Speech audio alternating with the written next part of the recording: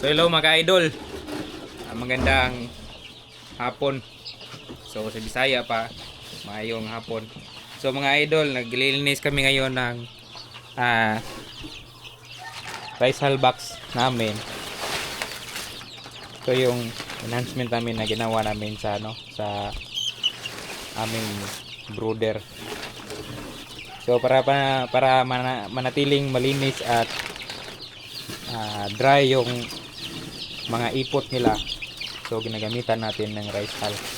So iwas na natin sa stress sa mga sisiw natin kasi yung mga mabahong amoy, nagkakos yan ng ammonia. At saka importante yung malinis. Kung malinis sila, iwas tayo sa mga flies, yung mga langaw ba dito sa Bisaya. So kung makita nyo, almost zero langaw. So yan yung kagandahan sa rice hull box natin. So salamat sa panonood. Happy farming mga ka-idol.